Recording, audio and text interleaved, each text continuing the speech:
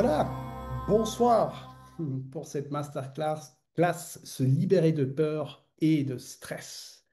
Je me réjouis que vous soyez là. Et ceux qui sont là en live, justement, ça va se passer en deux parties. La première partie, qui est plutôt conférence, j'ai préparé des slides et vous pouvez poser des questions par le chat. On va faire une petite pause. La deuxième partie, ça sera, disons, le vif du sujet. Vous avez la possibilité de continuer à poser des questions, mais surtout aussi d'amener vos problématiques et je vais, si vous voulez bien, vous accompagner, vous donner un peu d'orientation, de soutien. Voilà, donc se libérer de peur et de stress. Aujourd'hui, un thème qui nous touche, il y a 8 milliards d'êtres humains à peu près sur Terre et problème numéro un, c'est l'isolement, se sentir seul. C'est quand même fou, hein, autant d'êtres humains. Et ça s'avère, malgré les neurosciences, malgré les progrès dans la médecine, dans les thérapies, dans les psychopathologies et toutes ces branches, dans la biologie, etc., ça s'avère qu'on a plus de stress et plus de différentes peurs. Donc on peut dire on s'est aussi spécialisé, spécificé, ok, mais il y a plus de stress qu'avant. Pourquoi? Pourquoi avec plus de connaissances? Pourquoi on vient là? Donc l'idée, c'est ce soir de vous donner mon expertise sur ça, sur déjà d'abord qu'est-ce qui se passe, pourquoi la peur, mais aussi quelles sont les vraies causes derrière et comment on peut s'en libérer, les comprendre, aller en lien. Et bien sûr, une soirée, c'est court pour un thème si vaste, mais l'idée, c'est de vous, justement, de vous amener un peu plus de clarté dans ça et aussi des clés précises pour vos vies. Moi-même, je suis thérapeute, traumathérapeute, je suis formé dans la méthode floating et dans la méthode TRE. Je vais en expliquer un peu plus tard. Donc surtout le floating, une méthode très récente. Et j'ai un parcours de thérapeute déjà de plus de 15 ans que c'est mon gagne-pain. J'ai accompagné des centaines de gens et surtout, je vais amener l'aspect de l'homme. Je suis plutôt de l'homme du terrain. Donc, il y a des choses peut-être techniques et aussi pas toujours scientifiquement, peut-être toujours absolument correctes, ou surtout les expressions que j'utilise. Ça vient d'un côté que c'est la pratique qui m'intéresse et de l'autre côté que mes formations et toute cette connaissance, je l'ai apprise en allemand. Je suis bilingue. Et donc, des fois, les expressions en français me sont un peu moins familières. Pour tout le reste, le parcours que j'ai fait, etc., vous trouvez des infos sur mon site. Je ne vais pas maintenant, euh, comment dire, vous expliquer tout mon parcours, mais ce qui m'est cher, ce qui me tient au cœur, ce qui m'a toujours tenu au cœur, c'est comment on peut rejoindre notre nature profonde, être en harmonie avec nous-mêmes, mais aussi avec la nature, la vie, les humains. Et je trouve qu'on a, de plus en plus, on doit se poser cette question, comment on peut cultiver la paix et pour moi, la paix, ça commence en nous. Et voilà comment on peut plus être en paix avec nous-mêmes et finalement aussi amener plus de paix au monde. Donc voilà, je vais maintenant, alors technologie, je vais ouvrir le slide et comme ça, alors voilà. Good.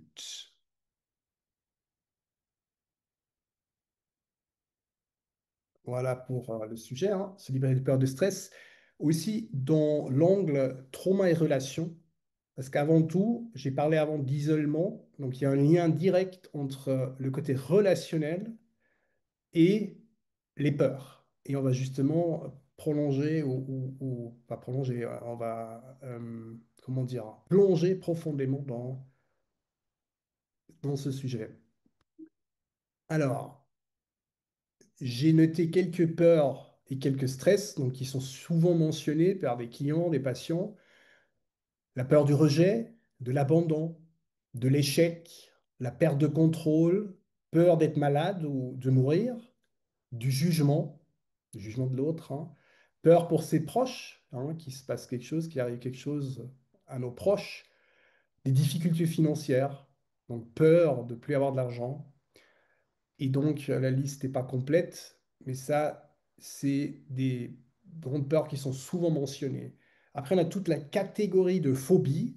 Donc là, il y en a quelques-unes un peu plus connues, peut-être la claustrophobie et l'arachnophobie, la peur des araignées, peur des espaces clos, mais aussi peur des espaces ouverts ou peur des hauteurs. Bien sûr, là aussi, il y en a encore plein d'autres. Euh, et tout ça, les phobies peuvent aussi nous donner un lien direct des vraies causes qui sont derrière. Mais on va y venir. Mais bien sûr, c'est intéressant de voir, et bien sûr, c'est horrible à vivre. On est d'accord que des phobies ou des peurs, on fait jamais exprès, et c'est jamais quelque chose qui est facile à vivre. Et on va voir pourquoi aussi, quels sont les mécanismes dans notre corps. Donc on plonge dans la compréhension de la peur. Pourquoi elle existe en fait? Et la peur, elle a des fonctions très très très précises. C'est avant tout assurer notre survie. Et comment elle fait pour assurer notre survie? Ou quelle est l'idée? C'est son job, c'est la protection de notre corps physique. Avant tout, c'est ça la fonction primaire de la peur. Les réactions de peur ne sont jamais fruits du hasard, ça c'est important, et aussi du point de vue de la fonction de la peur, elle n'est pas une émotion. Ceux qui connaissent le partage honnête, ce que j'utilise aussi comme méthode, là, on va l'utiliser dans la catégorie émotion. Mais en fait, à la base, la peur n'est pas une émotion. C'est une réaction physiologique, corporelle. Justement, la peur, elle est là pour sauver notre corps, ou justement quand il est en danger.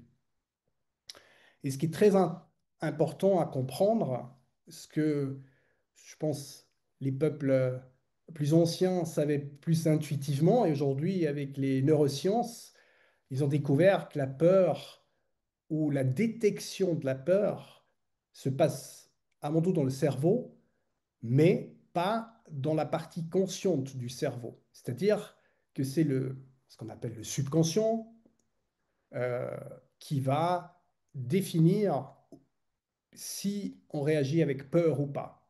C'est aujourd'hui que ça se passe dans le thalamus et que le thalamus va décider, si vous voulez, si on va traiter l'information qui vient de l'extérieur ou de l'intérieur du corps, et si elle part dans les frontal cortex pour le traitement par le je suis, si vous voulez, par le conscient. Donc si c'est le cas, on arrive à, comment dire, on arrive à affronter la peur, et si on a besoin en même temps vraiment une réaction physiologique, donc s'il y a un danger réel devant nous, donc c'est un danger réel, eh bien en même temps, il va activer tous les systèmes de défense qu'on a besoin ou de l'attaque, on va y revenir. Et ça, c'est dans l'amygdale que ça se passe et l'hypothalamus. Et eux, ils vont en fonction après activer tout ce qui a besoin dans la physiologie pour faire face à ce danger. Mais ce qui est important à comprendre, ça se passe justement dans les parties subconscientes, le déclencheur de la peur et l'évaluation s'il faut déclencher tous les systèmes physiologiques de défense ou d'attaque ou d'autres qu'on va y voir justement face à la situation qu'on vit. Et ça, c'est déjà très important à avoir. Euh, donc, si le thalamus, ou si vous voulez, le subconscient va détecter la peur, il va donner des informations dans le système limbique, hein, l'amygdala, et de nouveau, ça va aller dans le système reptilien ou dans le tronc cérébral. Et là, il va, et ça se passe super vite. Et là, le corps va déclencher d'abord fight, flight, vous avez sûrement déjà entendu, donc des réactions de combat et de fuite, combat ou de fuite. Donc, ce qui se passe dans le corps, l'adrénaline, noradrénaline, la tension artérielle augmente. Je ne vais pas maintenant lire tout le slide, mais ce qui est important, on est activé, les muscles se contractent, donc on est prêt à courir, la digestion diminue, la perception devient très très très claire, hein, aiguisée. Donc on voit, on entend plus fort. Et ce qui est très important, qu'est-ce qui se passe au niveau euh, de la connexion à l'autre? C'est l'activité sociale diminue fortement.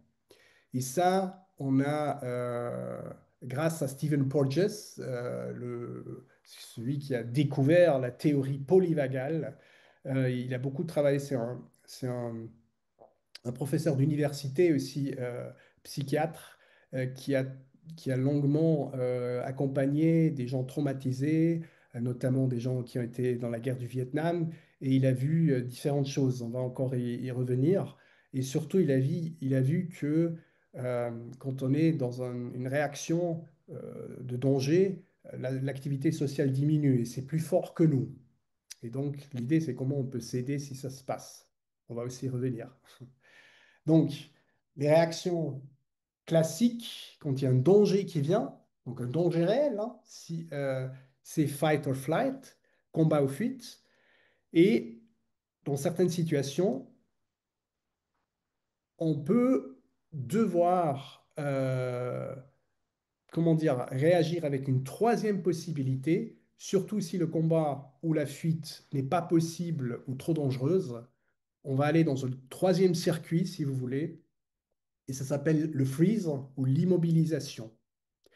Et ce que aussi Stephen Porges a découvert, on savait déjà que le nerf vague est le nerf du parasympathique, mais lui, il a remarqué qu'en fait, il existe aussi une réaction parasympathique euh, qui est une réaction de survie, et c'est pas que dans le système sympathique, c'est aussi dans le parasympathique.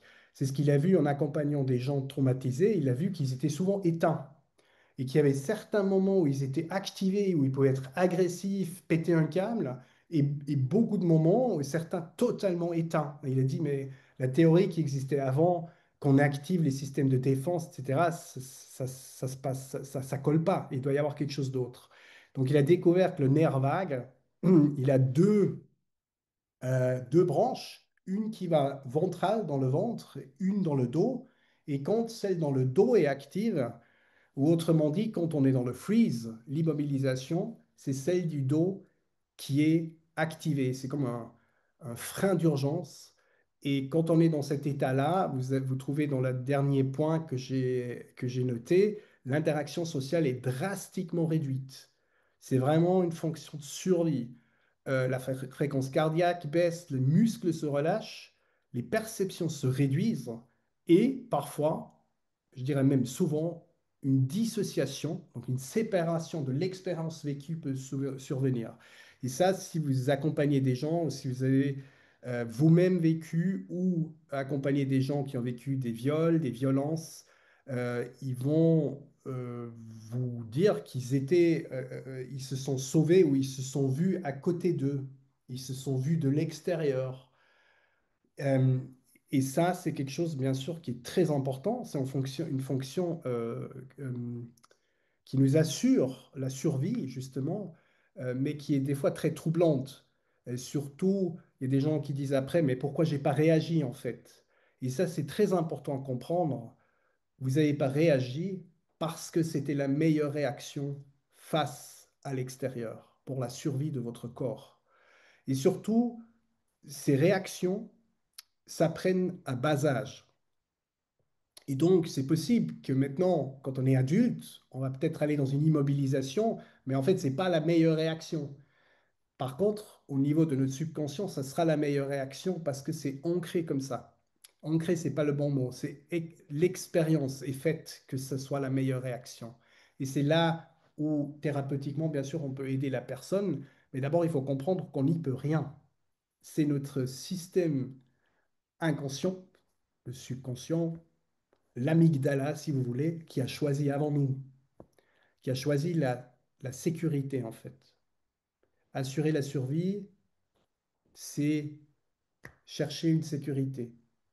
Et ce Stephen Porges, il a fait vraiment un super travail.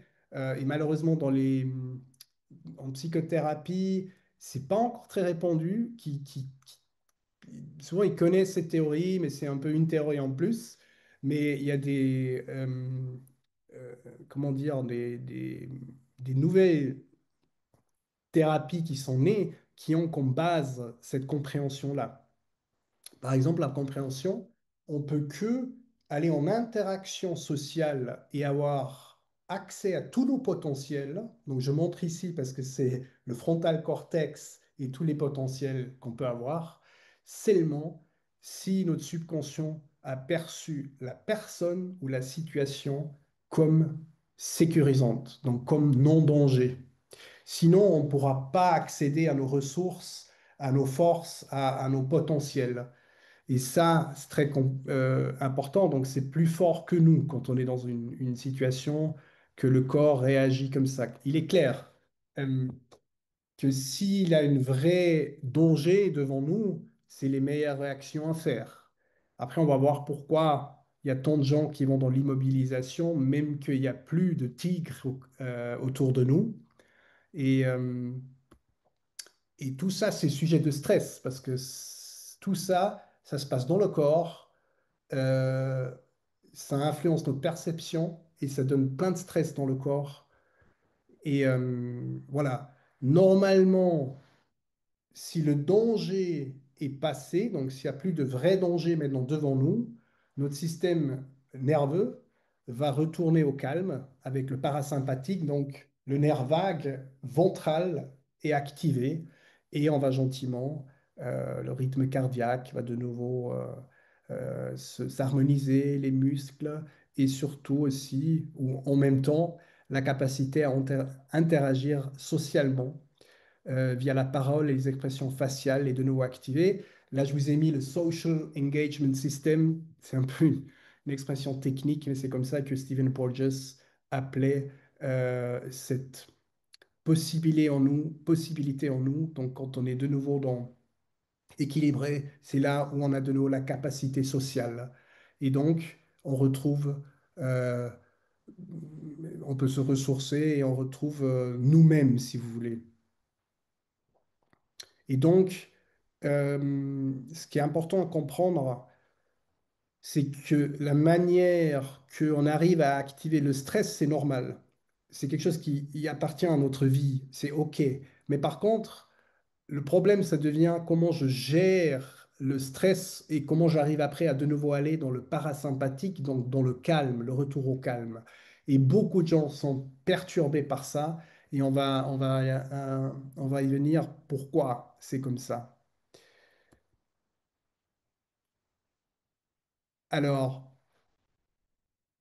là, dans ce slide, vous voyez la fonction de protection, donc la peur. Là, je voulais juste remettre que justement la peur a une fonction de protection, active le système de survie, avertit de danger et permet des réactions rapides. Ah oui, ça, j'ai pas encore mentionné. Pourquoi c'est mis dans le subconscient? Ben, justement, le circuit qui est utilisé pour activer le maximum d'énergie pour notre survie, il doit être hyper rapide. Et de passer par le cerveau, le conscient, c'est trop long. On pourrait dire, on ne serait pas en vie. Si ce serait pas, si on n'avait pas cette capacité, nos ancêtres seraient morts. Donc, il n'y a rien de négatif sur ça. Par contre, c'est très bien de comprendre ça. Après, le deuxième point, sécurité moderne, ce que je voulais dire avec ça, aujourd'hui, c'est étonnant, on peut dire, on vit dans des vies, la majorité des gens ne vivent pas un danger imminent tous les jours, et pourtant, il y a beaucoup de peur, beaucoup de gens anxieux et beaucoup de stress. Et ça, c'est pas rationnellement vraiment logique. Il y a des explications, je vais en venir, mais on n'a pas de menace réelle. Donc notre corps serait pas censé de produire autant d'adrénaline, autant de stress. Et c'est ça qui trouble aussi, parce que si j'ai beaucoup voyagé, j'ai vu des gens dans des pays qui sont face à la faim, vraiment, et donc eux, ils sont beaucoup moins traumatisés dans ça, si vous voulez, dans le moment, parce qu'ils sont face au vrai danger. Et donc, je dis pas que c'est sympa et tout, mais ils sont beaucoup plus vivants parce que c'est la réalité. Donc leur corps et leur réalité extérieure sont cohérents. Et on sait aujourd'hui que si notre cerveau ne voit pas de cohérence, c'est stressant. Ça nous crée du stress. Donc, si vous avez des peurs intérieures et vous voyez qu'il n'y a pas de lion ou pas de personne qui vous attaque réellement, ça perturbe. Et c'est ça qui est important à voir. Et notre société n'a pas des bonnes réponses à ça, à mon avis. Et donc, on va voir ces origines de la peur excessive.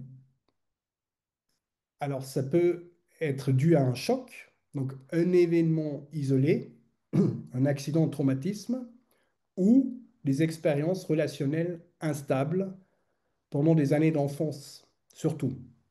Donc, c'est là où ça se forme. C'est aujourd'hui, dans les premières 3 années, notre système nerveux, les connexions neuronales se font surtout là. Après, c'est pas irréversible, très important, mais c'est là où on est vraiment formaté, relationnellement formaté.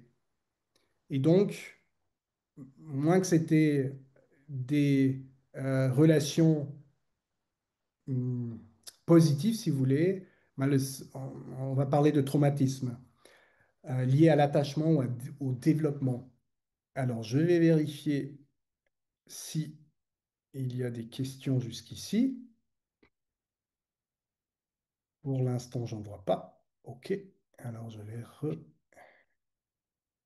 enclencher le slide. Good.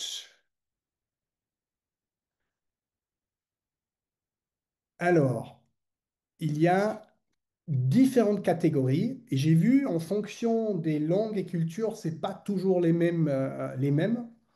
Mais pour moi, il y a deux catégories qui sont très importantes. C'est pas que pour moi, hein. Je l'ai appris aussi comme ça. Et donc, il y a la catégorie traumatisme aigu ou traumatisme de choc et les traumatismes d'attachement et de développement. Les traumatismes de choc, et moi, quand j'ai fait, par exemple, mes formations d'hypnose, mais aussi d'autres formations, il y a une dizaine d'années, quinzaine d'années, euh, on parlait en fait toujours de traumatisme de choc, même si les gens ne le nommaient pas ou on n'appelait pas ce trauma de choc, mais quand on parlait de traumatisme, euh, les gens pensaient, ou on m'enseignait aussi, que c'est un événement isolé. Et donc aussi en hypnose régressive, on allait vers un événement qui est l'événement déclencheur pour mon traumatisme que je vis maintenant. C'était cette idée-là. Aujourd'hui, on sait que ça, c'est que pour la catégorie traumatisme aigu ou traumatisme de choc. C'est effectivement, ça existe, bien sûr. Vous avez vécu une fois de la violence ou un accident. Et depuis là, votre système nerveux est troublé, vous-même, vous avez peut-être plus accès à vous, vous vous sentez déconnecté, etc. Donc ça, c'est tout la catégorie traumatisme de choc. Cette catégorie-là, elle se laisse très bien traiter avec du travail sur le corps. Parce qu'en fait, c'est le système nerveux qui ne peut plus switcher entre le sympathique et le parasympathique. Et si on apprend de nouveau au corps à faire ce cercle ou ce cycle, si vous voulez, il va de nouveau se décharger. En fait, c'est comme si le système est resté coincé dans cet événement et il reproduit à chaque fois l'événement. Il veut se défaire, il veut se battre en fait encore, ou il s'est immobilisé et on n'a pas pu traverser ce moment. Et ça, c'est très simple à traiter en général, mais le problème dans ça, et c'est très important à comprendre, ce trauma-là, il est pratiquement toujours lié à l'autre trauma, le trauma d'attachement et de développement, développemental, non, développement, ça serait. Donc, et ce traumatisme, plus simplement, on peut l'appeler le traumatisme relationnel. Ça traduit beaucoup plus pour la compréhension, à mon avis, ce que c'est derrière. Et le traumatisme relationnel, comme je l'appelle, a une cause beaucoup plus profonde, dans le sens que c'est lié au contexte de l'attachement qu'on a vécu, c'est-à-dire au relationnel. On est des mammifères et on apprend la vie à travers d'autres humains. On n'est pas programmé comme Une tortue, par exemple, qui survit sans problème, si elle ne se fait pas manger par un prédateur, elle va à la mer et elle arrive à se nourrir. Nous, pas. On est hyper dépendant parce qu'on a un énorme potentiel. Par contre, ce potentiel, il est activé ou pas à travers l'expérience humaine. Et ça, c'est très important de comprendre. Donc, c'est moins génétique, c'est beaucoup plus euh, appris et aussi subtilement appris. On va approfondir après. Et on appelle le traumatisme, donc là aussi, moi je suis assez catégorique dans ça. Il y a des gens qui appellent trauma seulement s'il y a une certaine euh, pathologie, dans le sens que certains signes de totale désorientation, etc.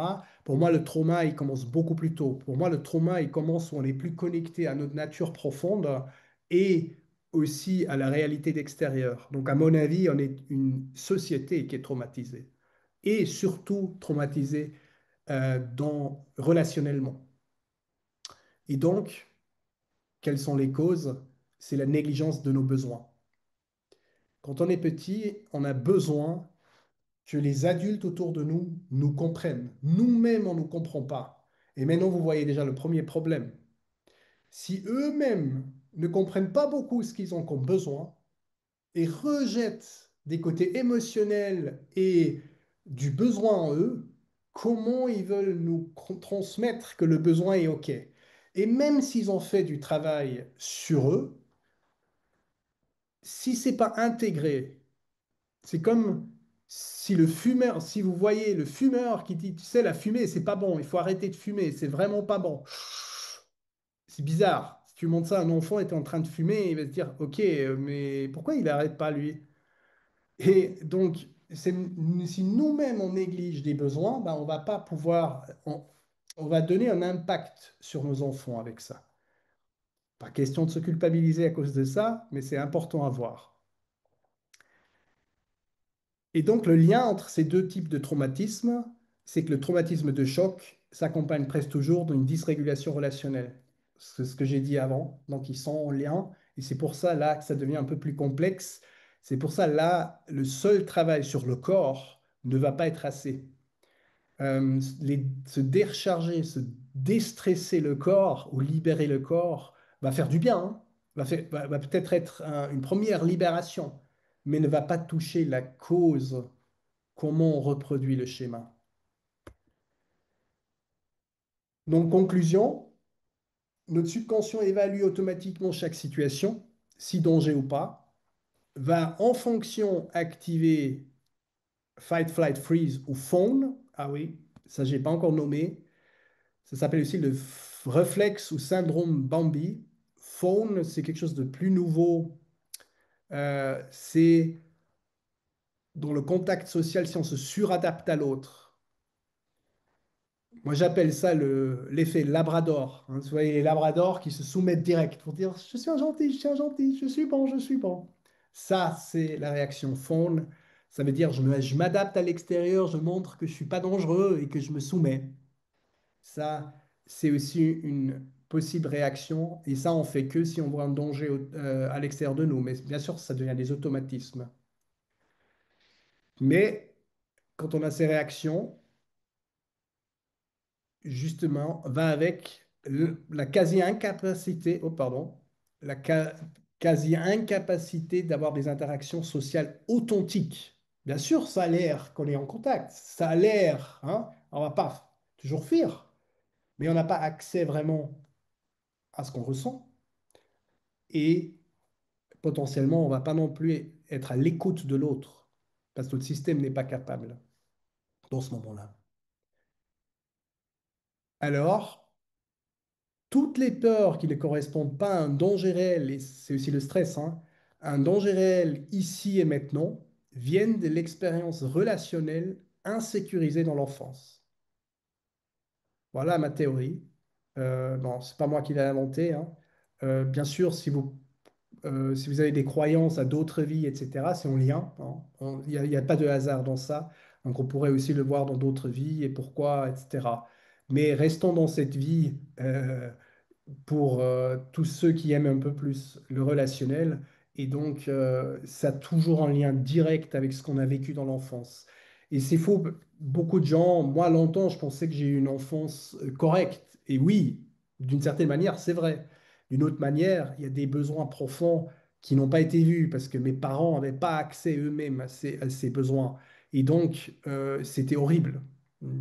Pour moi, finalement, j'ai remarqué qu'en fait, c'était pas si cool que ça.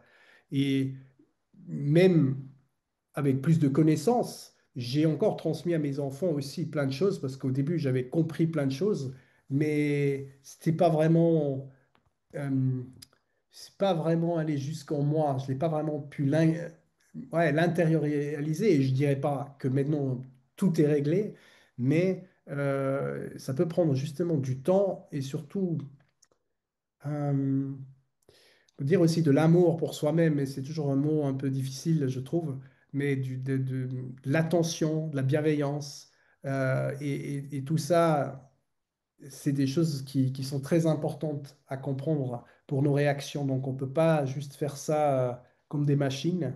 Et donc, je pense que normalement, gentiment, on vient dans des générations qui ont la capacité de profondément se libérer de cette matrice où on est dans des films d'horreur et de peur et de stress, et que les gens, en général, ils remarquent pas. Alors maintenant, on peut dire, mais tu viens là avec une théorie, tout le monde traumatisé, ouais, ouais, c'est bon. Moi, je trouve, très rationnellement, si on regarde l'humanité, ça se voit. On a des problèmes dans nos vies relationnelles. 50% en plus, je crois que 50% des couples ou des mariages se séparent. Alors, je dis pas que c'est toujours mauvais de se séparer, hein. Je dis pas qu'avant, que rester à tout prix, etc. Non, non. Mais ça montre qu'on qu'on communique pas certaines choses, qu'on se sent pas entendu et écouté, et qu'on nous raconte aussi des bêtises hein, sur qu'est-ce qui est une vie de couple et qu'est-ce qui n'est pas. Donc, soit ça fonctionne ou sinon, voilà. Mais en fait, on n'a pas compris, on nous a pas aidé. Par exemple, déjà le fait de nous dire quand deux gens, quand deux personnes se rapprochent, que aussi tous les problématiques qu'on a vécues, je vais dire dans les vies passées, ben oui aussi, mais dans cette vie, relationnellement, va surgir, va monter à la surface. Et donc, le couple, c'est le lieu le plus complexe et avec le plus de potentiel de guérison. Mais seulement si on commence à exprimer des choses qu'on pense souvent qu'elles sont négatives. On va y revenir encore. Mais, et ça, c'est à mon avis une très grande clé. Et donc, on a beaucoup tendance hmm, de vouloir réparer, guérir, fixer très techniquement. Et on a oublié notre humanité dans ça. Qu'on est des êtres qui sont vulnérables, mais qui ont aussi des agressions, etc. Et donc, tout ça, il faut mettre en compte et il faut juste conscientiser. Et donc, qu'est-ce qui sont les conséquences de nos réactions de peur et de stress? Nous évitons la vraie proximité. Ça, c'est le synonyme du trauma. Qu'est-ce qui est l'effet du trauma? C'est éviter la vraie proximité. Mais attention, ça ne veut pas dire que tous ceux qui aiment le tantra et qui vont toujours fusionner sont dans la vraie proximité. C'est pour ça que j'ai dit la vraie proximité. La vraie proximité nécessite qu'on supporte aussi la distance, qu'on supporte aussi qu'on n'a pas toujours envie de proximité. Euh, mais quand c'est un tabou, c'est un problème. Tout ce qui est dans le tabou, c'est nos ombres et c'est un problème. Et tout ça, pourquoi on ne dit pas ce qu'on ressent? C'est un résultat direct d'expériences relationnelles insécures. La souffrance n'appartient pas au passé. J'ai beaucoup parlé du passé, et des fois c'est compliqué à comprendre. Et nous, dans mes formations, avant, on faisait aussi croire que le trauma, c'est le passé. Oui, mais le trauma, aujourd'hui, on en souffre pas parce que c'est le passé, parce qu'on maintient les systèmes de défense pour ne pas de nouveau être blessé. C'est ça le trauma d'aujourd'hui. C'est pas le trauma qui est le problème. C'est la manière qu'on rejette le monde aujourd'hui. C'est pour ça que je dis la souffrance n'appartient pas au passé. Même si c'était douloureux, on n'y est plus. C'est la bonne nouvelle. Nous la recréons en permanence, mais nous la recréons aussi avec des situations qui étaient magnifiques. Si on recherche de vivre la même chose de nouveau, on peut aussi créer du stress. Parce qu'il nous manque peut-être d'accepter que des états d'être et des situations changent. Et ce qui est peut-être encore moins connu, dernier point là, nous vivons notre réalité dans le cadre de notre contexte d'attachement familier. Voilà, c'est un peu compliqué, hein. Mais qu'est-ce que je veux dire avec ça? C'est que notre réalité, et attention, là je parle du subconscient, va toujours être la cartographie qu'on a fait de qu'est-ce qui veut dire une relation. Donc on va choisir en fonction des relations qu'on a vécues dans l'enfance, nos relations dans l'âge de l'adulte. Ça va se ressembler. On va vivre les mêmes états d'être. Même si extérieurement, d'abord, ça part tout différent, etc., on peut que sortir de ce cadre si on le conscientise, à mon avis. Et si on arrive à en parler. Beaucoup de gens essayent de le dépasser ou de dire il faut aller out of the box, sors de ta zone de confort. Tout ça, ça fonctionne pas du tout, à mon avis. C'est vraiment, c'est l'inverse. C'est vraiment l'inverse. C'est comme si je vous dis lâche maintenant prise. Est-ce que tu peux le faire? C'est vraiment des trucs qui ne fonctionnent pas du tout, mais qui sont encore beaucoup dans les têtes des gens euh, parce que on a souvent des idées, hmm, un schéma répétitif. Souvent, ces idées, quand on les regarde très très très claires et précisément, ça vient du trauma. Je dois toujours me purifier, je dois me libérer, je dois me libérer. Tout ça, c'est déjà, ça vient du trauma. Et donc, comprendre nos schémas d'attachement permet de mieux gérer nos émotions, de briser les cycles répétitifs et de construire des relations pures et épanouissantes.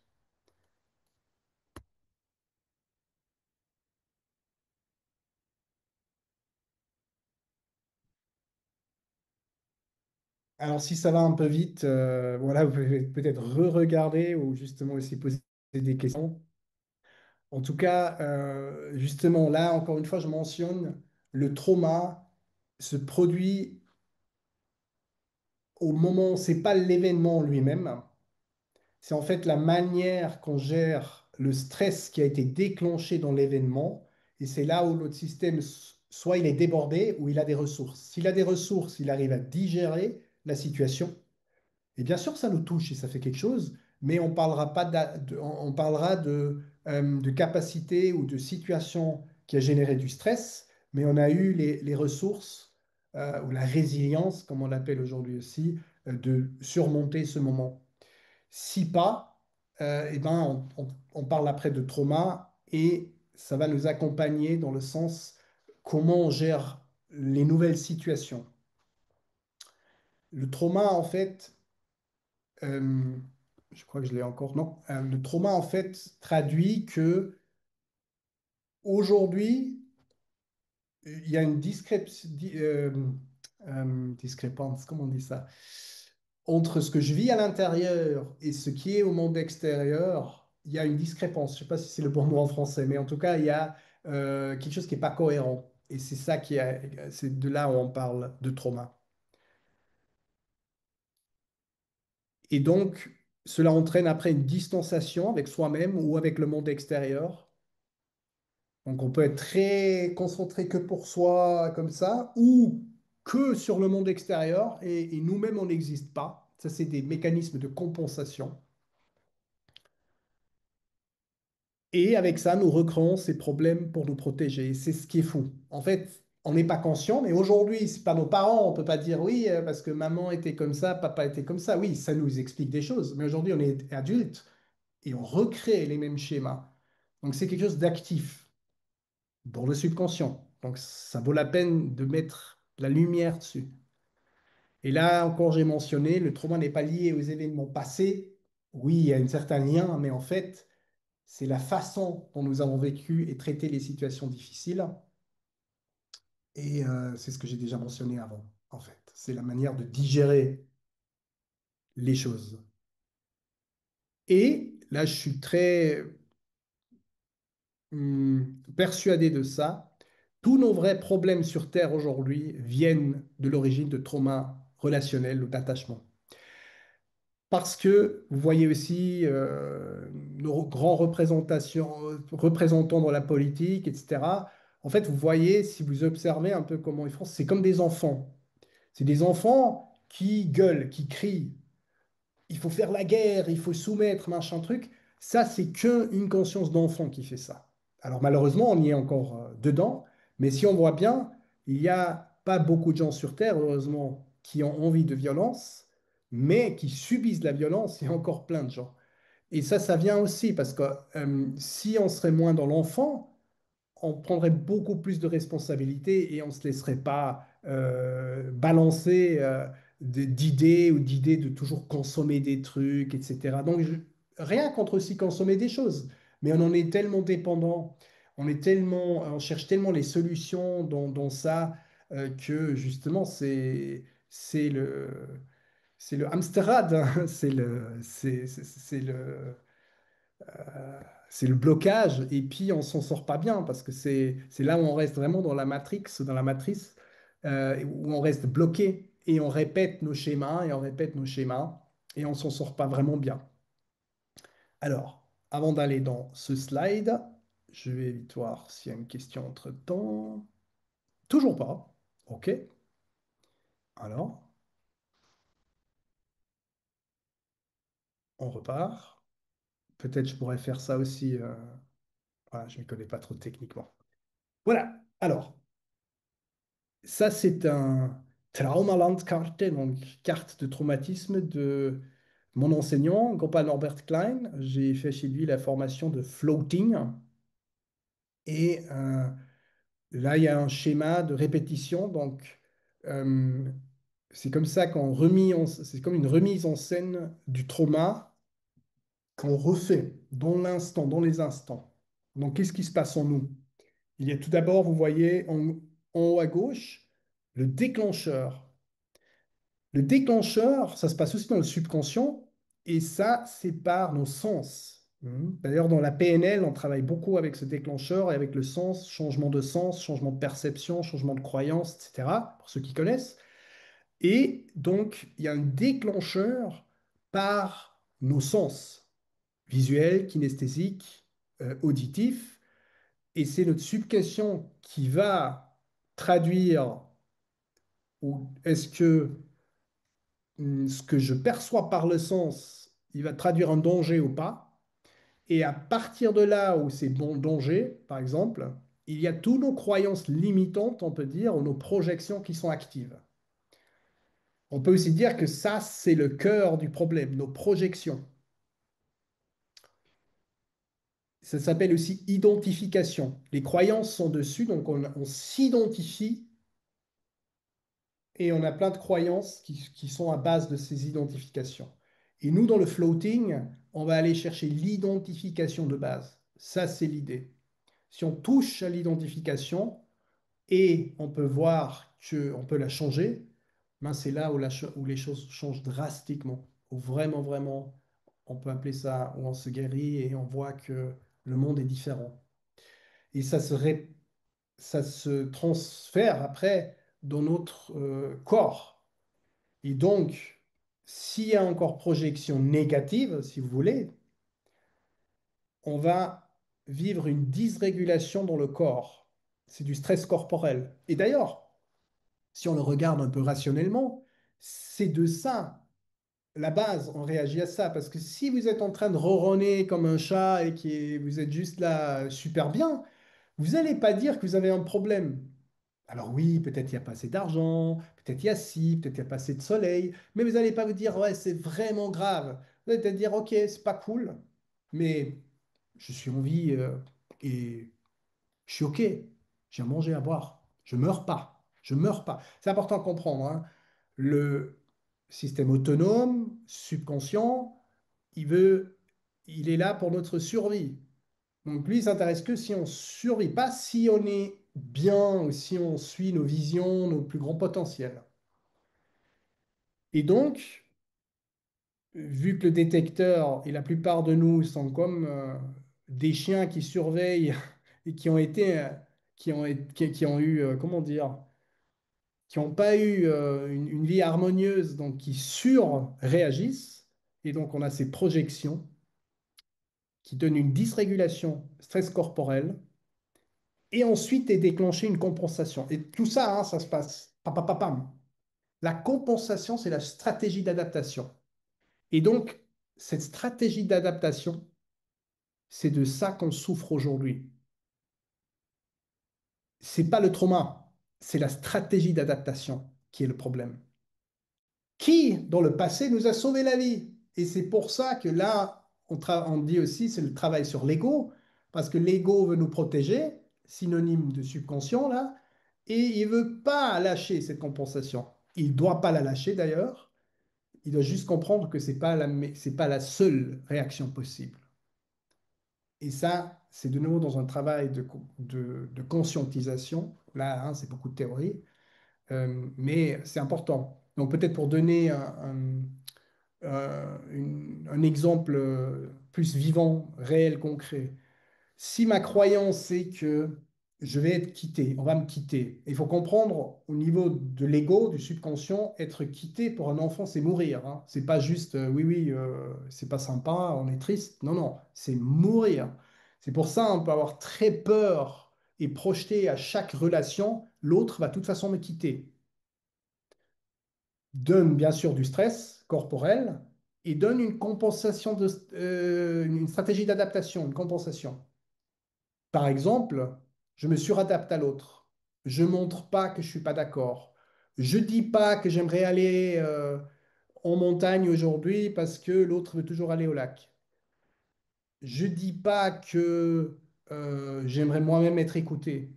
Je ne pose pas mes limites. Je dis pas stop parce que je me dis, voilà, l'autre, il a... Même on peut aller un peu dans un côté arrogant, dans le sens, l'autre, il a quand même plus de problèmes que moi. Donc, c'est OK. Hein. Une compensation, qui est d'ailleurs beaucoup aussi chez les thérapeutes, c'est de s'occuper, d'être le sauveur, etc. Et et ça, c'est une compensation pour pas perdre le lien, je vais sauver. Donc, c'est très clair une compensation qui m'a amené dans la profession que j'ai.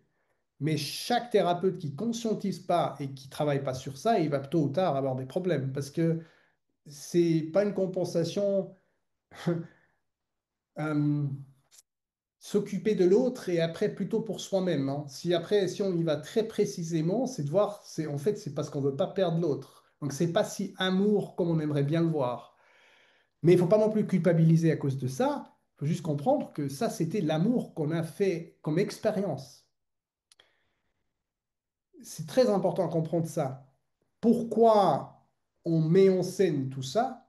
C'est parce qu'on n'a pas vécu un autre amour. On n'a pas vécu que les humains sont tellement bienveillants qu'on peut être en colère, qu'on peut dire stop, qu'on a une autre opinion, et les adultes disent, OK, je ne suis pas d'accord que tu manges maintenant 5 plaques de chocolat, mais je trouve que c'est très juste que tu es en colère. Et waouh, tu as un caractère. Ah, tu montes tes limites.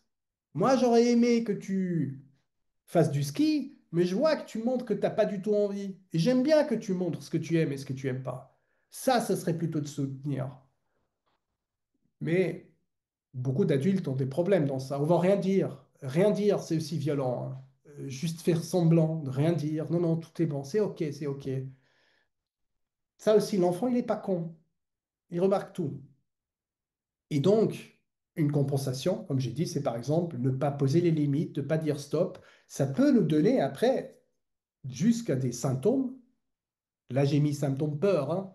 Symptômes, ça peut être tous les symptômes. C'est pour ça que j'ai nommé problème. Ça peut donner tous les symptômes. Des fois, c'est un symptôme physiologique. En général, on détecte notre problématique ici, là, dans l'ordre du symptôme. Donc, les gens qui viennent, ou nous, quand on va consulter un thérapeute, en général, c'est à cause d'un symptôme. pas forcément physiologique, ça peut être j'ai pas d'argent, ça peut être mes relations ne fonctionnent pas, mon job ne fonctionne pas, je trouve pas ma vision, ça peut être j'ai toujours mal au dos, toutes sortes de choses. J'ai pas de connexion à mon corps, j'ai un problème avec la nourriture, je suis anorexique, machin truc. Donc, tous les types de symptômes peuvent être une réaction ou sont toujours en lien, hein, je prétends, avec un euh, trauma d'attachement et trauma relationnel, pour être plus simple. Et donc, il n'y a pas, comment dire, c'est pas faux de faire aussi un traitement sur le corps, et des fois c'est même nécessaire pour la survie. Donc je ne dis pas qu'il faut jamais traiter un symptôme, attention. C'est peut-être même très bien d'aller traiter, de se sécuriser parce qu'on sait, ah oui, c'est cette pathologie, j'ai besoin de ce traitement-là. Il n'y a pas de problème sur ça. Par contre, ça va jamais toucher la vraie projection ou dysrégulation qu'on a derrière. Et par exemple, il y a aussi des gens qui sont répétitivement malades et que c'est un appel, j'aimerais qu'on s'occupe de moi. Au lieu de dire je me sens triste et dans le besoin de contact, je me sens seul, je suis dans une solitude absolue. Il n'y a pas de connexion à cet espace-là, c'était toujours un tabou. Donc on va créer des symptômes physiologiques, on va être traité, je sais pas, par le médecin à l'hôpital. Le problème dans ça, peut-être un moment, ça fait du bien, mais il y aura un moment, peut-être un médecin qui va pas vous écouter, qui va être, voilà, où vous avez des symptômes où les médecins ne trouvent pas la solution. Et là, vous allez répéter le schéma, personne ne le comprend, personne ne va être là pour moi, etc. Mais si on est inconscient, on est perdu dans ça. Si on est conscient, on va peut-être voir, mais attends, qu'est-ce que je cherche vraiment? Ah, un être humain qui m'écoute, qui m'entend dans mes besoins. Et c'est ça, le remède, si vous voulez, il est beaucoup plus simple que ce qu'on se croit, qu'on croit. Même si tout ce qui se passe, et on est des êtres hyper complexes, mais ce qui nous aide, hein, c'est très simple. La question, est-ce qu'on est réceptif à ça? Ça, on voit après dans les soins, dans les accompagnements, qu'on a beaucoup de peine à laisser entrer des nouvelles informations. Mais le potentiel est là. Voilà. Ah oui, c'est là où je vois si c'est des questions ou pas. Ok, trouvé. Donc toujours pas de questions. Ok. Alors, comment s'en sortir? D'abord, on va regarder qu'est-ce qui n'est pas une solution, les stratégies d'action, la volonté ou l'effort. Et ça, on voit, hein, on est une société, il faut aller dans l'effort, tu dois être plus discipliné, lève-toi, fais du yoga, des respirations. Ok, c'est cool de le faire, mais peut-être ça te donne même plus de problèmes, hein. J'ai vu des gens, ils sont des fois plus mal au point quand ils font ça. Pourquoi? Parce que la cause n'est pas adressée. C'est pas parce que tu fais des respirations, ça peut t'aider physiologiquement. Ça peut te donner un peu de confiance peut-être dans le corps. Mais la vraie confiance, elle ne vient pas parce qu'on est des meilleurs guitaristes, chanteurs, amants, etc. La vraie confiance vient parce que on est connecté à nos besoins. Et elle viendrait depuis l'enfance si l'environnement respectif aurait vu tout ça. Dans des peuples anciens, c'est beaucoup plus le cas, pas toujours, pas partout, mais ils avaient une conscience sans qu'ils ont eu les connaissances des neurosciences comme aujourd'hui, mais ils ont eu la conscience de communauté et qu'il y a un soutien, qu'il y a un soutien réel entre les humains et que tous les mammifères ont besoin de ça à la base pour développer nos plus grands potentiels. On voit dans la nature, les arbres, ils développent leur potentiel parce qu'ils sont interconnectés et ils s'aident, ils communiquent entre eux. Et bien sûr, ils n'ont pas le fight-flight, ils n'ont pas ça, je pense.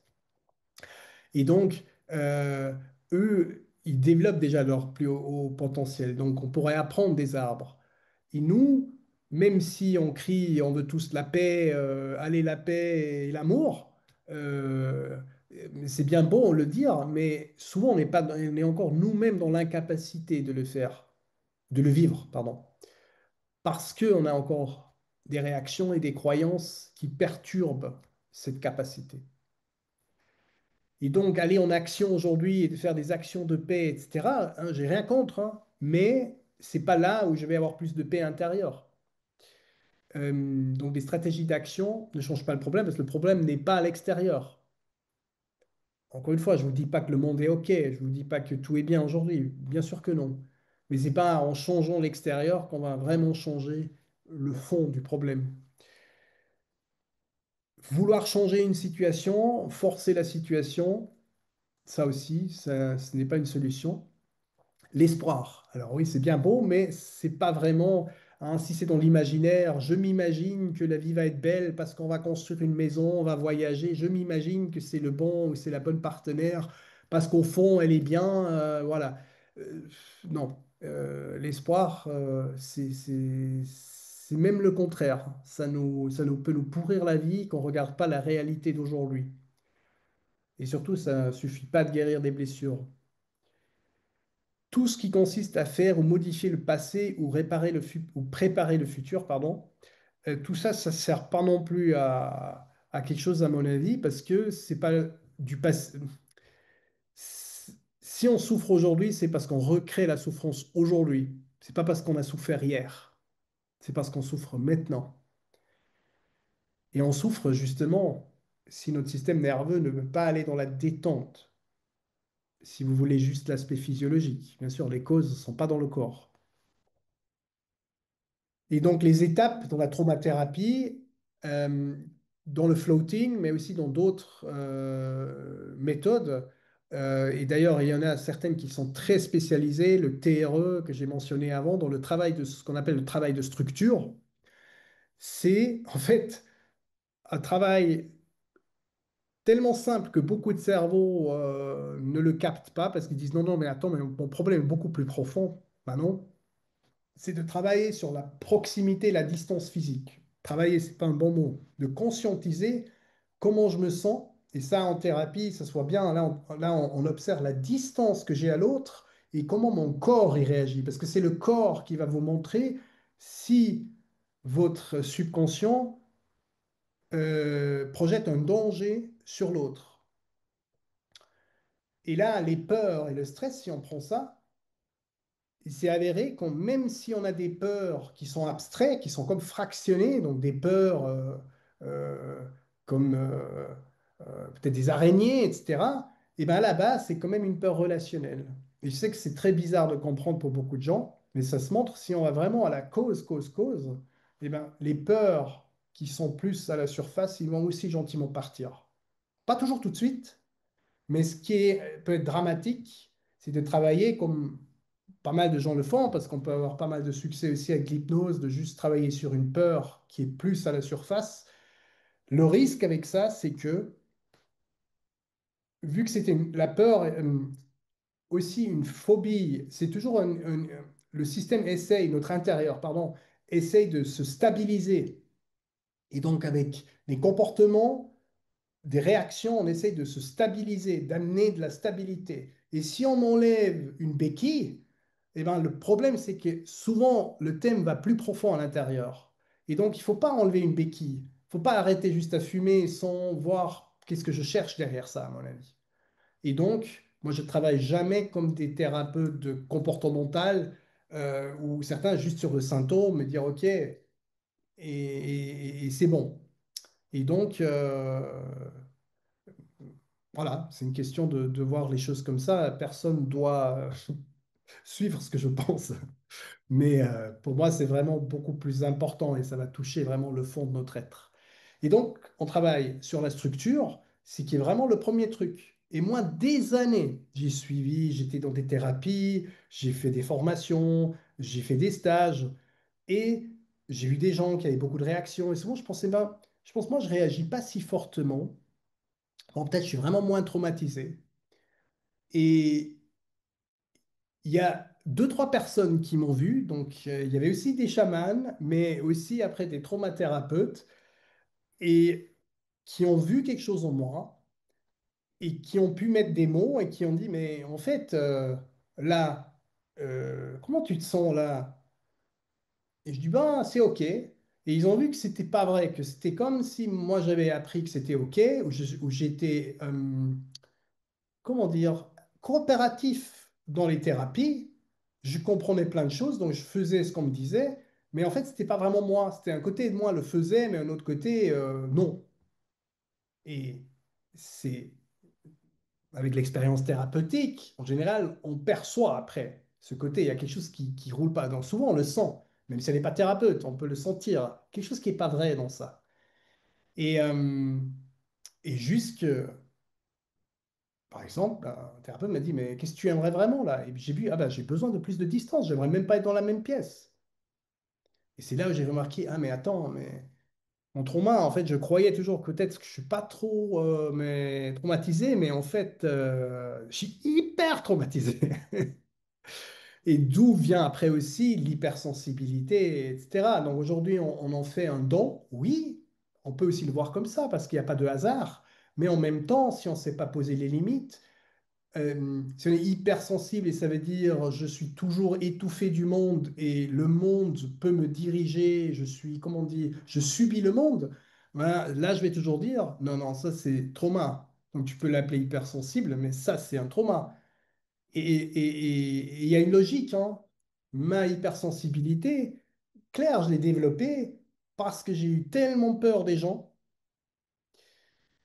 Il y a eu des choses qui me sont arrivées qui m'ont fait tellement terrifier, qui m'ont tellement terrifié face aux gens. Donc ma fuite, c'était vraiment la nature et tout. Donc heureusement. Mais ça m'a fait développer des capacités de mieux lire les gens et d'être très, très, très, de même sentir énergétiquement ce qui se passe autour de moi, s'il y a des bonnes énergies, des mauvaises énergies. Le problème dans ça, c'est que s'il n'y a pas de danger, tu fais quoi? Et s'il n'y a pas vraiment de danger et tu es encore en train d'analyser le truc, tu seras jamais dans les relations épanouies parce que tu arrives justement pas à accéder en ton toi profond dans ça. Et c'est ce qui arrive à des milliers de gens. Et ce qui n'est pas bien expliqué, et justement qui nécessite d'abord un travail en général sur la structure. Ah, je peux partir. Et là, on voit de nouveau, ah, attention, c'était quoi? Flight, fuir. Ah, il doit y avoir une immobilité au moins. Donc, pour comprendre ces réactions physiologiques que j'ai nommées, fight, flight, freeze, on les a aujourd'hui dans le relationnel parce qu'on est des mammifères et parce qu'on ne peut que réagir face à un grand stress ou une peur avec nos capacités physiologiques qu'on a. Si on veut ou si on veut pas, c'est ce qu'on a à disposition.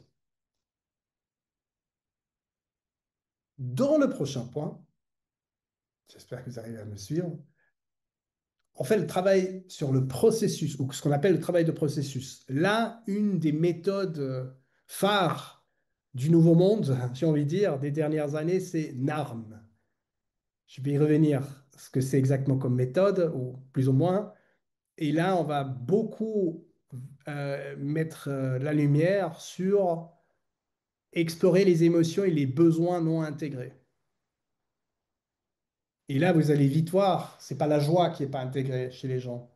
Alors oui, tu peux pas, par exemple, te dire, j'ai de la dépression, hein, donc je sens pas la joie, j'aimerais sentir plus de joie. Je comprends, mais ça, c'est le niveau du symptôme quand quelqu'un parle de ça. La joie, c'est quelque chose de naturel qui vient quand on est en lien avec la vie et quand on est dans Handlungsfähigkeit, quand on peut aller en action, quand on peut aller en action. Voilà. Et si justement nos besoins n'ont pas été vus, on est dans l'impuissance, par exemple, et si c'est le cas, justement, on va pas sentir de la joie. Mais il y a derrière ça soit la colère, la haine ou la tristesse. C'est en fait les émotions dites négatives, et ça, là je suis en guerre, ça me fait réagir quand les gens parlent d'émotions négatives, et surtout si c'est des thérapeutes, ils n'ont rien compris. La colère, tout, la tristesse, toute émotion vient, si vous voulez, et on va un peu dans la spiritualité, on dit tout est amour, tout vient de la source d'amour, eh bien forcément la colère et la tristesse, elle doit aussi venir de l'amour. Pourquoi sinon on l'expérimente? La colère, pour une vie humaine, elle est importante pour poser les limites. Si on n'a jamais de colère, pas de réaction, on subit le monde. Si on a le droit d'être en colère, mais je vous dis pas crier sur des autres, je vous dis pas taper les autres, hein, ça c'est la gestion de la colère. Je dis la colère en elle-même, elle est absolument positive. Si on est en paix avec notre colère, on est en paix avec l'autonomie. La colère, elle, hmm, elle est le direct, comment on appelle ça? La colère, si notre autonomie n'est pas soutenue, ou bien on est enfermé, quelqu'un nous enferme hein, physiquement, ben, on va être en colère. Si quelqu'un nous dit mets un pull bleu, mets ça, fais ça, nous dirige, on va être en colère. J'espère. Et donc ça, c'est notre besoin d'autonomie. Et d'ailleurs, je vous dis, je vous répète aussi, vous ne devez rien me croire. Plus que vous avez été blessé de moi, quand je vous dis c'est comme ça, c'est blessé de moi, blessé en autonomie, pardon, vous allez, vous allez pas aimer quand je dis c'est comme ça ou c'est comme ça. C'est une réaction naturelle. Dire non, non, attends, il veut me dire ce que j'ai à faire. C'est pas l'idée derrière ça. La tristesse, elle est liée au besoin de lien, au besoin de connexion à l'autre, au besoin de proximité. Quand on perd quelqu'un, on perd la proximité, on est triste. Donc sans ça, on ne serait pas humain. C'est ce qui fait de nous des humains. Et beaucoup de gens, inclus, longtemps, je voulais me libérer de la colère, libérer de la tristesse. Et il est clair, si ça reste la seule expérience, il faut faire quelque chose, il faut se laisser aider, mais surtout pas se battre contre. C'est important. La colère nous aide à exister aussi. La tristesse nous aide à être des êtres empathiques aussi. Quand je pense qu'il y en est tellement, que la majorité, qu'il y a tellement de plus en plus de gens qui disent qu'ils se sentent seuls, qu'il y a beaucoup de solitude, je sens une tristesse avec ça. Je trouve que c'est incroyable. Les injustices mettent en colère. Voilà. Et donc, ça, c'est le travail de processus où dans l'accompagnement, on va voir comment la personne capte elle-même, comment elle est connectée à la colère ou à la tristesse. Est-ce que c'est des émotions? Et bonne nouvelle, dans l'âge de l'adulte, on n'a pas besoin de comprendre le besoin derrière, c'est l'émotion qui va se montrer directe. Donc on va surtout mettre la lumière sur quelle émotion est refoulée. Et bien souvent, vous verrez, si vous refoulez totalement la colère, vous allez voir que beaucoup de gens se mettent en colère vers vous, par exemple. Ça, c'est un classique. Vous avez des gens autour de vous, ils sont toujours en colère. Vous dites, oui, mais pourquoi? Voilà. Ben, ça, c'est pratiquement toujours qu'on refoule soi-même la colère. Voilà. Et pour la troisième étape dans la traumathérapie, pour se libérer des peurs, c'est le travail relationnel.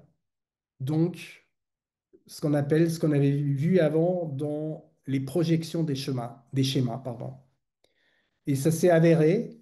Ça, c'est le modèle floating, hein. Après, vous avez d'autres qui vont pas utiliser ça, mais dans le subconscient, il y a en fait que quatre peurs de base. Donc, toutes les peurs que j'ai mentionnées avant ont toujours un lien. C'est un peu c'est à expérimenter, hein, sinon c'est peut-être un peu abstrait à faire le lien, mais ont toujours une de ces quatre peurs au fond.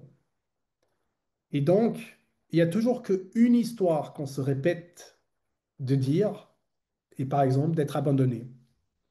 Et si c'est le cas, c'est cette histoire qu'on va répéter, ou d'être attaqué physiquement, d'être manipulé ou d'être ignoré. Donc ça, c'est les quatre projection de peur de notre subconscient. Et dans le travail du floating, on va regarder si c'est encore réel aujourd'hui. Donc c'est un travail qui va pas nécessiter de sortir de ta zone de confort, machin truc, pas du tout. On va vraiment voir est-ce que cette peur, elle a encore, est-ce que elle correspond à la réalité d'aujourd'hui. Et c'est aussi une sorte d'éveil qui peut se passer parce que euh, la réalité d'aujourd'hui, elle est, même si elle n'est pas parfaite, on n'en a même pas besoin, mais on peut remarquer qu'aujourd'hui, en fait, on peut se sentir en sécurité. Et dès qu'on se sent en sécurité, on va pouvoir développer nos potentiels, on va se sentir mieux, on va pouvoir régénérer, et on peut aller dans un contact authentique avec nos êtres chers. Et c'est ça qui fait la vie aussi, on veut aller en contact. Si vous voulez, vous êtes en sécurité, vous voulez vous vous séparez, vous êtes libre, hein. C'est pas, il n'y a pas de problème avec ça, mais on n'est plus dans le néant, hein, etc. Et vous pouvez vous imaginer euh, qu'en fait, c'est toujours ces deux élans, les deux besoins de base sont le besoin de proximité et le besoin d'autonomie. Et en général, il y a ces deux besoins, il y a un de ces deux besoins où on a une disbalance et hmm, on va pas oser l'affirmer et on le compense par l'autre. Par exemple, quelqu'un qui a justement euh, le besoin de lien, il a pas reçu assez de liens, il va nier sa tristesse, il va par exemple, et ça c'est par exemple dans notre société, c'est les chefs d'entreprise, aussi souvent comment dire, les leaders spirituels, les leaders, les sportifs, souvent c'est des gens qui vont dire j'ai besoin de personne. Il y a une sorte, il y a même, il y a de la fierté qui peut venir avec la négligence du besoin. C'est ça qui est assez fou, notre système intérieur. Soit il nous donne de la gêne et de la honte parce qu'on est triste ou on est en colère, ou il va nous dire, attends, j'ai pas besoin de l'autre, je suis fort. Voilà. Ça, c'est le truc. Je suis vraiment fort. Moi, j'ai pas besoin de l'autre. Et on peut même faire la stratégie, ça c'est un peu le narcissique, hein. Je vais voir que l'autre va avoir besoin de moi. Et moi, je vais vraiment, vraiment montrer que j'ai pas besoin de l'autre, hein. Vraiment, vraiment. Et c'est triste parce que souvent, ces gens sont dans une solitude extrême intérieure et ont tellement peur de le montrer, de perdre le masque, de perdre le visage, de se montrer faible, et donc vont tout faire pour avoir de plus en plus de pouvoir, dominer l'autre, etc. Et c'est affreux et ça donne beaucoup, beaucoup de problèmes. Mais attention, que cette personne peut vivre, ça, ça c'est la compensation, hein. Compensation, je suis fort, je suis jamais triste. Euh, il doit y avoir quelqu'un qui est réceptif à ça. Donc, si quelqu'un ne va pas dans la victime, il ne pourrait pas faire son jeu. Donc, ça veut toujours dire que la disbalance, elle est en nous tous, hein. Et donc, on peut juste apprendre et ça vaut la peine. Mais chacun doit vouloir pour soi-même. On ne peut pas changer l'autre, donc il faut arrêter avec ça. Ça, c'est aussi plus une structure un peu féminine qu'on voit, qu'il y a, je vois dans le cabinet, où il y a des femmes qui viennent, oui, mon homme, j'aimerais qu'il serait comme ça ou comme ça. Ah oui, j'ai toujours pensé qu'il va changer. Et ça, c'est aussi déjà de la violence. C'est au lieu d'apprendre à dire comment on se sent vraiment. Il ne faut pas après dire non, je dois tout accepter. Je dis pas du tout ça. On ne doit rien accepter en fait. Mais vous voyez, ça donne un problème. C'est pas comme ça qu'entre adultes qu'on peut régler nos soucis. Il faut qu'on apprenne à dire. Et ça, c'est toujours dans un cadre en sécurité. C'est pour ça, et ça, c'est pour tous les thérapeutes. Là, je vous ai mentionné quelques thérapies que je trouve bien, mais la meilleure thérapie ne va jamais remplacer le thérapeute. En fait, ce qui nous aide à guérir, c'est qu'on vit une relation sécurisante, un moment sécurisant. Et c'est pas la méthode euh, qui va être le paramètre décisif. C'est surtout la capacité de la personne que vous avez en face, être à l'écoute et d'être en lien avec lui-même aussi, avec elle-même. et de pouvoir dire ce qui se passe. On n'a pas besoin d'être Marie et Jésus et Bouddha en un, mais la capacité de dire, OK, moi je sens ça, et puis voilà. Et ça, vous pouvez aussi un peu vérifier chez un thérapeute si vous vous exprimez, ou si elle ou lui arrive aussi à dire des choses ou veut toujours dévier, et puis veut... Voilà, c'est là où un contact vraiment authentique ne sera pas possible. Et on voit là aussi le problème des anciens modèles de thérapeutes, de psychothérapeutes, de psychiatres, qui sont, voilà, je vous donne le remède, de chaman aussi, c'est peut-être un problème, je fais le soin et après t'es guéri. C'est pas au fond, à mon avis, ce qui va vraiment changer le fond. Ça peut nous aider un moment, hein, dans une urgence. Je dis pas que c'est jamais bon, pas non plus un psychiatre. Des fois, ça peut nous sauver la vie, il nous donne un médicament qui aide le système nerveux qui redescend un peu, mais ça va jamais être une solution. Ça va pas toucher le détecteur derrière. Voilà. Alors, les méthodes thérapeutiques. Alors, expérience. Donc, qu'est-ce qu'on a besoin pour résoudre? C'est être en contact authentique, à la fois avec soi-même et avec le monde extérieur. C'est un peu, on dit toujours qu'on n'a pas vraiment un but derrière une thérapie, on veut voir qu'est-ce que l'autre a comme but, mais il y a une certaine idée derrière. Si on est en contact avec nous-mêmes et en contact authentique avec le monde, ben, c'est là où on va être régularisé. Mais c'est pas avec toutes les choses que aujourd'hui un peu les gens veulent nous vendre. Euh, Fais, comment dire, régule ton système nerveux et tu seras libre.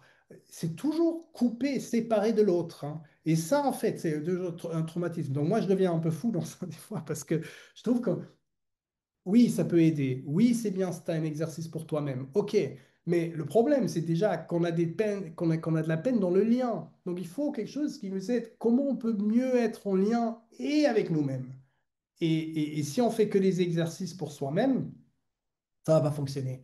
Et en général, on ne trouve pas nous-mêmes, soi-même. C'est pas parce que veux vous vendre une thérapie ou quelque chose ou d'autres thérapeutes. Non, non, non. C'est que à un moment donné, soi-même, on se voit pas si bien. Et ça peut être très important. Moi, en tout cas, j'ai pas réussi à moi-même de régler. J'ai vraiment eu besoin d'extérieur, de miroir extérieur, de quelqu'un qui connaît les choses pour m'aider. Après, ça dépend un peu du type aussi qu'on est, mais en général, c'est quelque chose d'important. Et comme ça, on comprend plus hmm, ouais, nos blessures et on peut s'en sortir. Il y a bien sûr aussi des méthodes que je peux vous suggérer. Le partage honnête selon Copal, c'est une méthode précise qui aide sans connaissance thérapeutique où on peut créer du lien. Et après, le TRE, Tension and Trauma Releasing Exercise, ça, c'est vraiment un travail qu'on peut faire soi-même et qui est avec le corps et qui va aider au corps de se sortir du stress. C'est surtout dans le choc trauma que c'est une méthode très bien. C'est bien aussi si on l'apprend, bien sûr. Il y a aussi plein de vidéos. Il y a certains qui apprennent à travers des vidéos, d'autres qui vont chez un thérapeute qui font ça. Moi-même, je suis formé dans ça, mais je ne le propose pas pour apprendre si jamais faut pas venir vers moi pour ça, mais je vais vous montrer où vous pouvez trouver des gens. Les méthodes thérapeutiques efficaces, à mon avis, qui connaissent ce problème de trauma d'attachement, trauma relationnel, floating, NARM, c'est le modèle relationnel neuroaffectif en français, ou le somatic experiencing, je crois qu'il n'y a pas de terme en français, c'est plutôt pour choc trauma, mais ça prend déjà en considération l'expérience, le système nerveux et l'expérience. C'est toujours le respect que la réaction traumatique a toujours une idée positive derrière. Il y a toujours quelque chose de positif derrière et qu'il faut aller comprendre pour avoir après une autre possibilité. Et c'est des méthodes très neuves. Le floating est la plus récente. Et je voulais aussi vous montrer que si ça vous intéresse, vous pouvez encore être des grands pionniers. Ouais, est-ce que ça ne veut pas tout à fait? Voilà. Dans ces méthodes, parce que si on regarde par exemple, qu'est-ce que je voulais, j'ai préparé ici Commençons par la méthode NARM. Si on regarde en France, il y a... Ah, il y a quand même plus. Je croyais qu'il y avait que ces 10. Non, non, non. OK. Donc en France, il y a une dizaine de personnes, allez, une quinzaine de personnes qui sont formées dans la méthode NARM. Donc c'est encore peu connu. Ça vient de l'Amérique, hein, si jamais. Un certain Lawrence Heller, qui a fait un travail de pionnier et qui est basé sur déjà le travail que Porges a fait et sur le travail du Somatic Experience d'un certain, j'ai oublié son nom, qui a fondé le Somatic Experience. Et c'est aussi des méthodes très récentes. Si vous regardez en Suisse, il y a déjà un peu plus, parce que c'est plus connu dans les pays germanophones. Et là, vous voyez déjà, il y a plus. Mais si vous regardez des francophones, donc il y a peut-être des fois à Bienne, vous trouvez peut-être ce monsieur, je ne sais pas s'il parle aussi français, ça c'est à vérifier. Mais il y en a une personne à Lausanne et c'est tout. Une personne en Suisse. Incroyable. Donc, si vous voulez vous former dans ces méthodes-là, donc moi, je fais aussi des formations, mais pas en armes. Donc, voilà. Si vous voulez regarder les TRA providers, donc le TRE, vous avez une carte ici en Suisse et vous trouvez, attends, une personne à Genève, une à Lausanne, et je crois que c'est tout pour les francophones. En Suisse et en France, vous trouvez un peu plus de praticiens TRE. C'est quelque chose qui est connu un peu plus longtemps et qui, voilà, mais ça reste encore peu. Donc, vous voyez comment c'est encore peu répandu. Et si vous regardez la méthode floating, eh ben, voilà le seul qui existe pour l'instant, mais j'espère qu'il va en avoir plus, qui ont fait cette formation chez Gopal Norbert Klein. Et voilà, c'est une méthode très récente. Donc, il a formé une trentaine de personnes jusqu'à maintenant. Et c'est tout. Et donc, c'est ici que vous trouvez après, bien sûr, mon agenda, ce que je propose autour de ça. Pour l'instant, j'ai aussi plus de propositions en allemand, vu qu'il y a plus de résonance là. Mais je compte sur les francophones pour... non, je compte. Je trouve que c'est tellement, tellement important. Je suis assez sûr qu'il y a de plus en plus de francophones qui vont s'intéresser. Je dis pas hein, que c'est la seule possibilité ou manière, etc. Mais c'est quelque chose de très précieux. Voilà. Alors, je suis au terme de ce que je voulais dire. Allez, on a déjà presque fait 1 heure et demie. Alors, est-ce que vous avez encore des questions? Ceux qui sont présents ici, ou jusqu'à maintenant, il n'y a pas eu de questions. Mettez sinon dans le chat vos questions. Ou peut-être ça n'a pas fonctionné.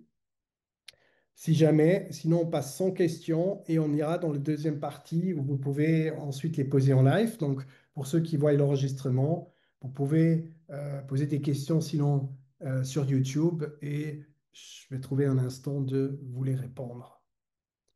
J'attends peut-être encore quelques secondes s'il y a quelque chose qui vient. Donc, pour résumer, nous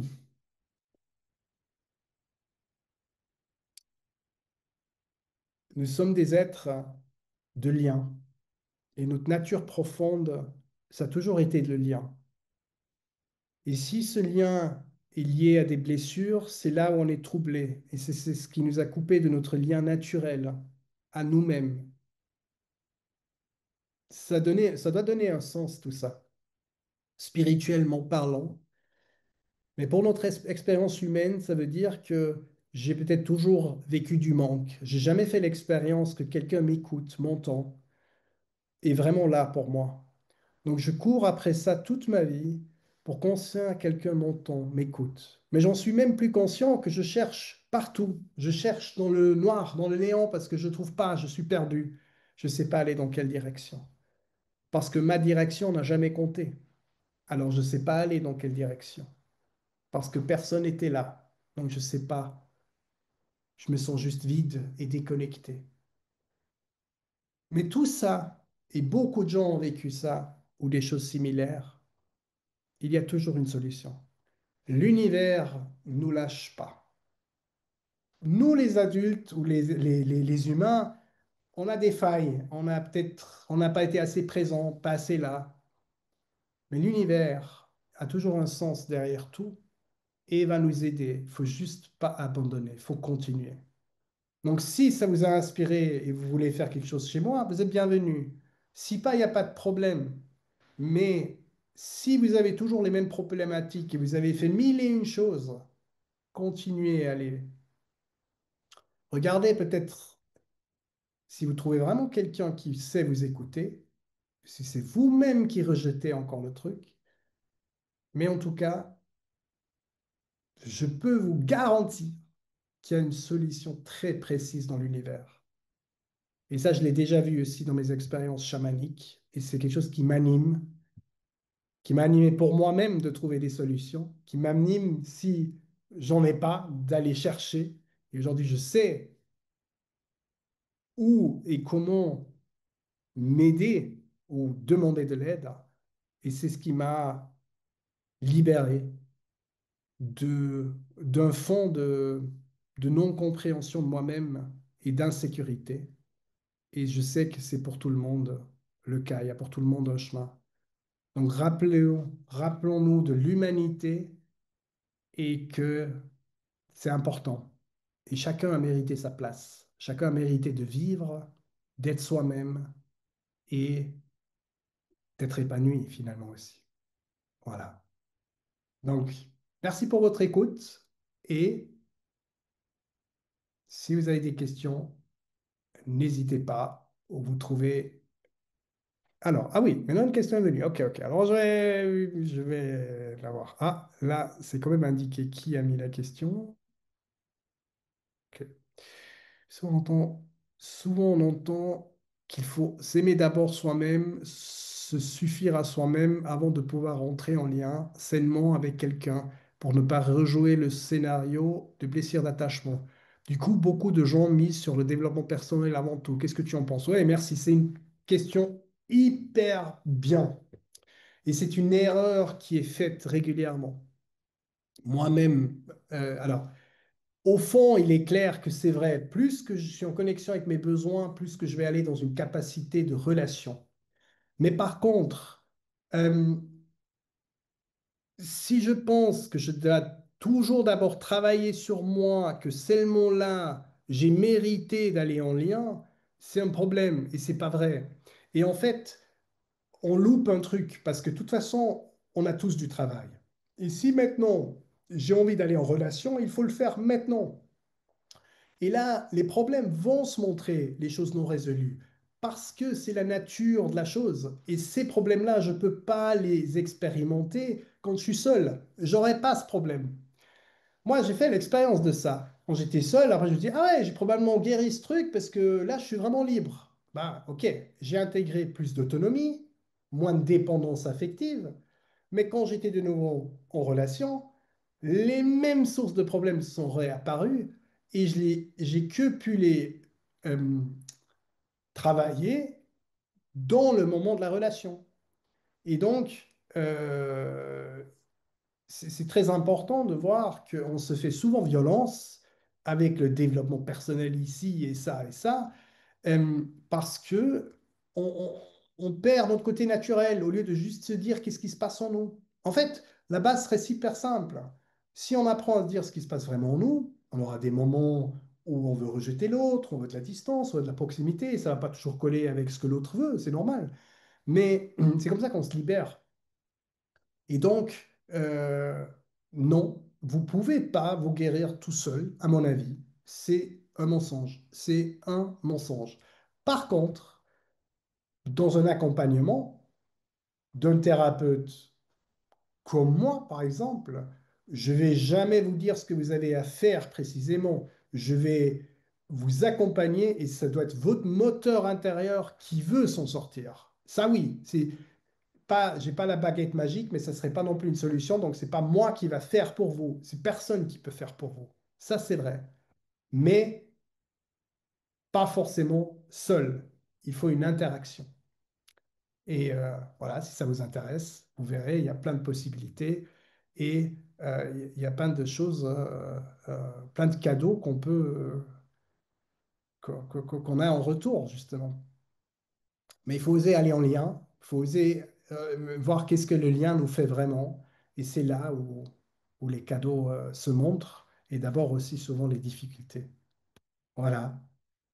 Alors, merci à vous et au plaisir à une prochaine. Et tous ceux qui sont en live, justement, restez encore. On va continuer, on fera une petite pause et on va continuer le programme.